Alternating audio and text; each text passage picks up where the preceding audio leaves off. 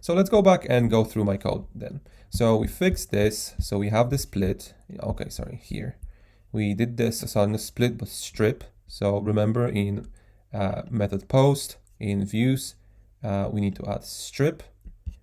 And in here, we just do the get. So where we left in the previous video, where I showed you the split between get and post in one view, this get method was very short. It was going just like get.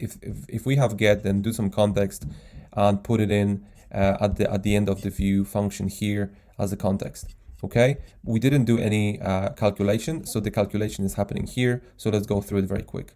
So what I did was I prepared some data for the table. So the data I was using for displaying this, and some visuals data at the same time.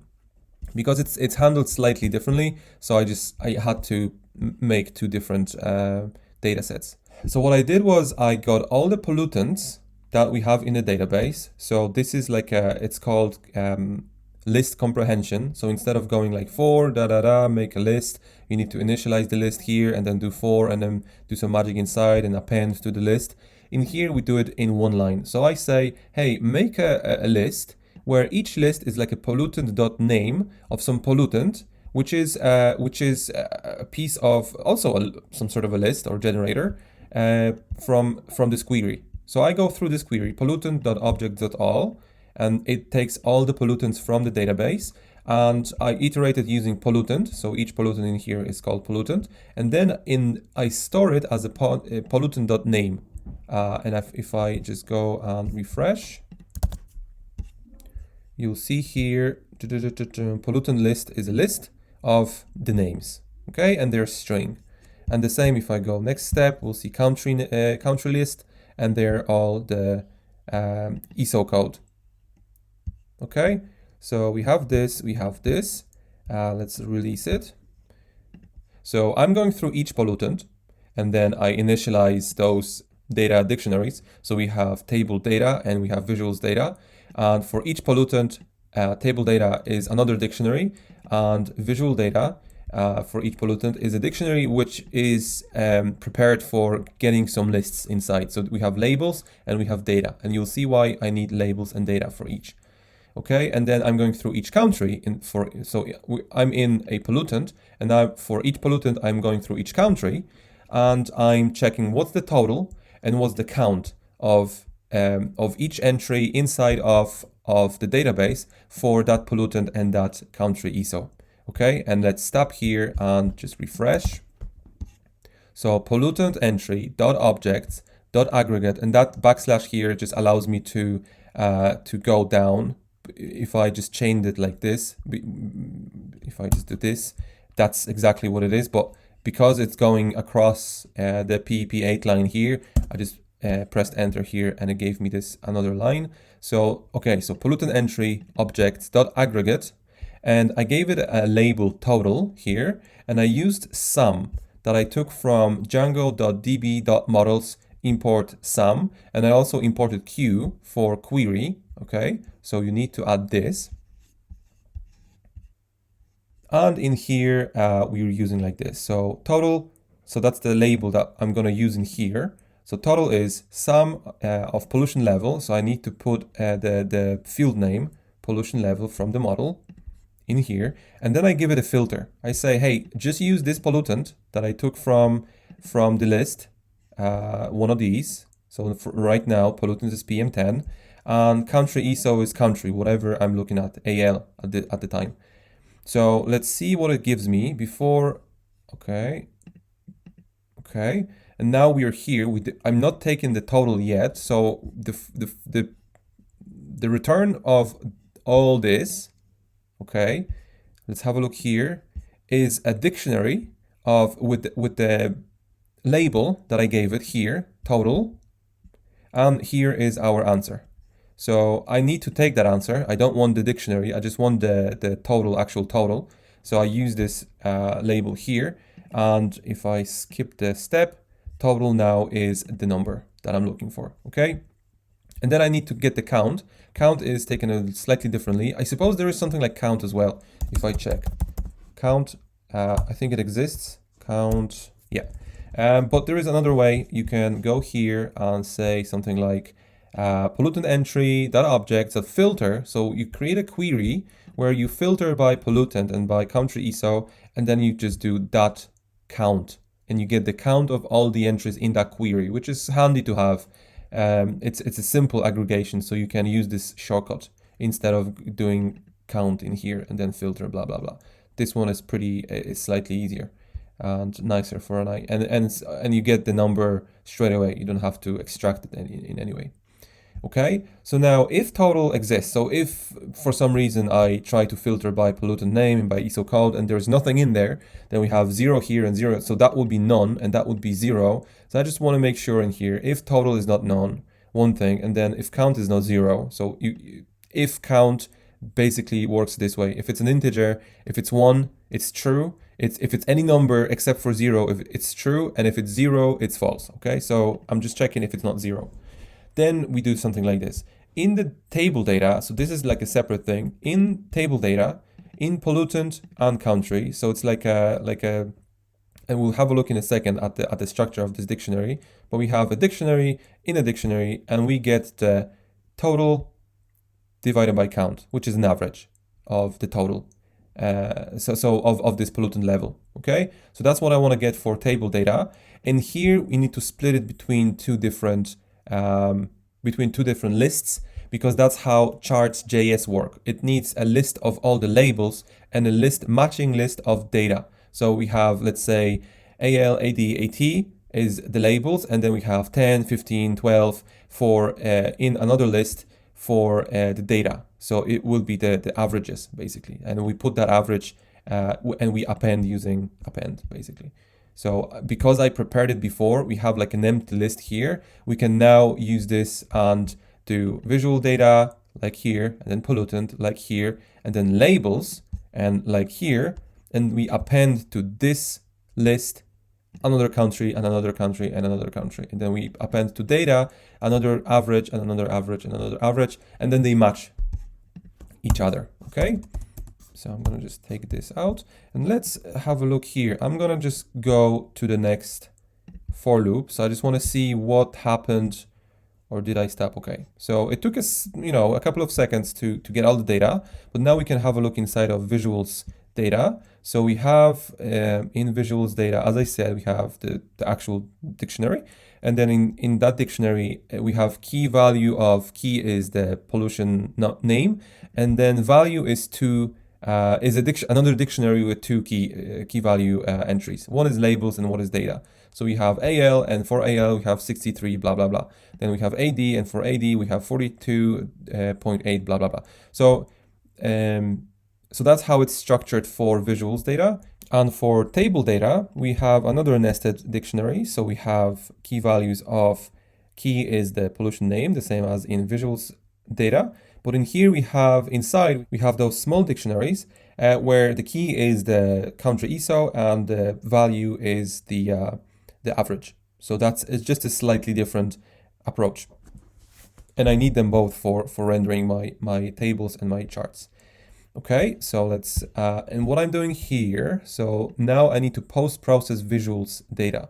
So charts allows you to give it some color styling, and I came up with some cool solution to make it look like this. If you didn't put the background color and border color, which is background is here and border is around it, it will be all gray.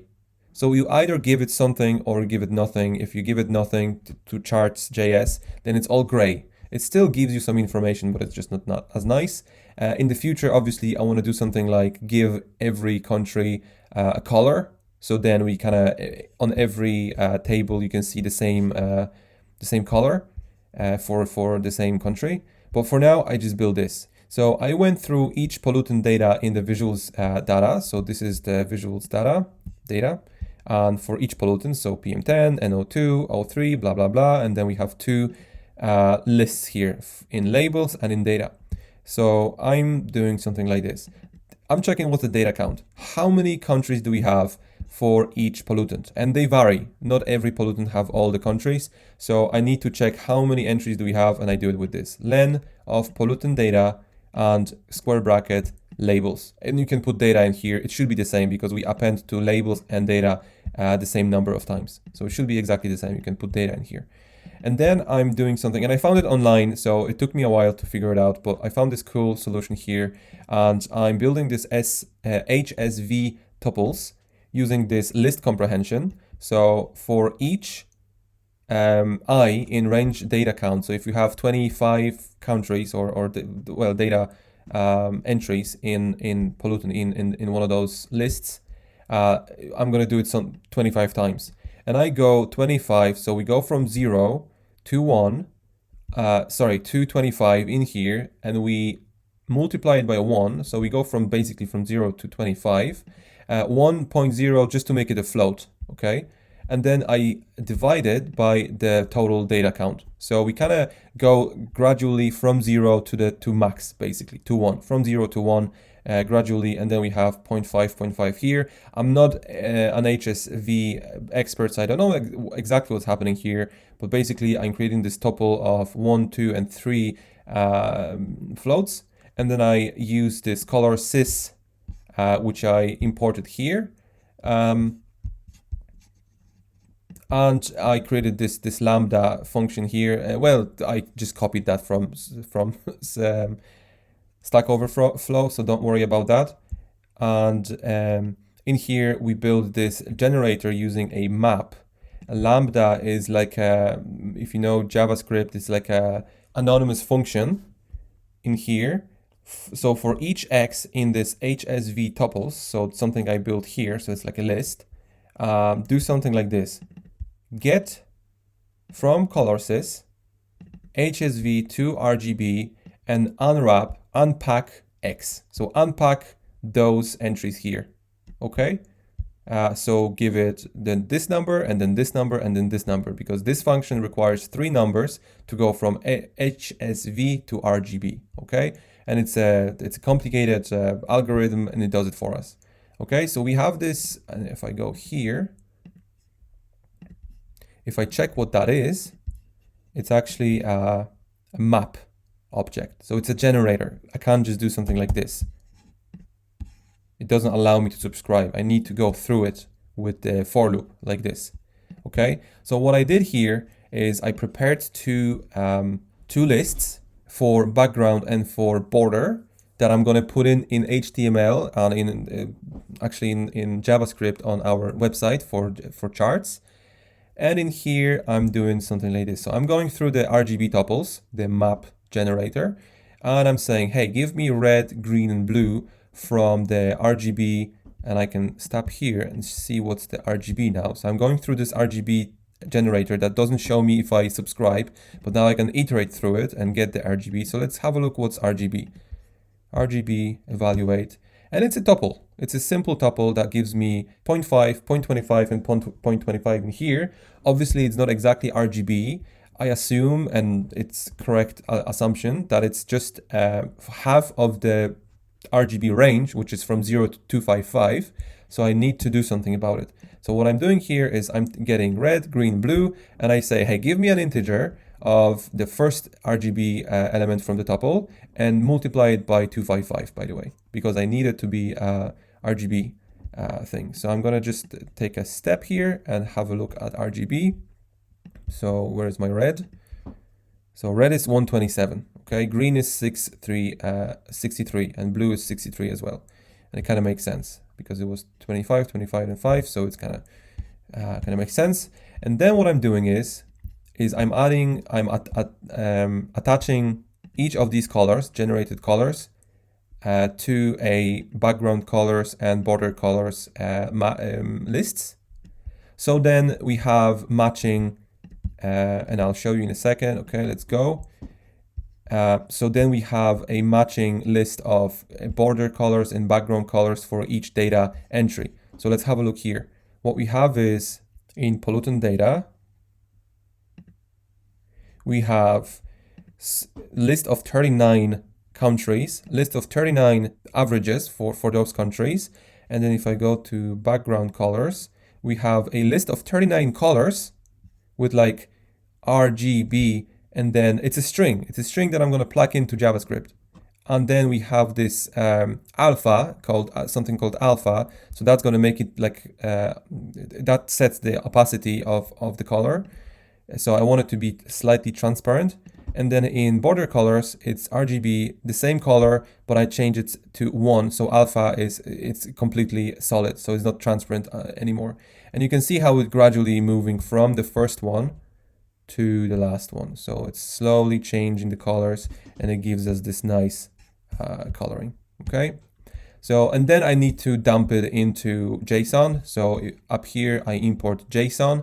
And if you don't know what JSON is, I'm going to talk a bit more about JSON in the future, but it's something kind of like, if you completely have no experience with data science, I suppose think of like Notepad. You have something in Word and you want to, and somebody doesn't have Word editor on their computer, but they want some text from you. So what you do is you just dump it into a TXT file, and you send it over, and they can put it in whatever they have. So JSON is kind of like in the middle of different languages, and we're going to go from Python to JavaScript. So that's why I need to dump this this list to JSON. Okay, and I'm creating this pollution data, and pollution data, by the way, is just one of the items inside of the visuals data values. Okay. And with the dictionary, you can do values to get all the values. You can do keys, so you can get all the keys, or you can do items, and then it gives you both key and value. So you do key, comma, value, and then here you go, items. Anyway, that's still a very long video. Okay, so we're here. So then if I go here, let it all crunch the numbers and check what's in our visuals data after the post-processing. In visuals data, each pollutant has its labels, data, background colors, and border colors. And I'm going to use it in our HTML just in a second. So in context, instead of just having app name, we put the request, result, blah, blah, blah. We also add the table data, which I just called data, and visuals data, and I'm plugging in the visuals data here.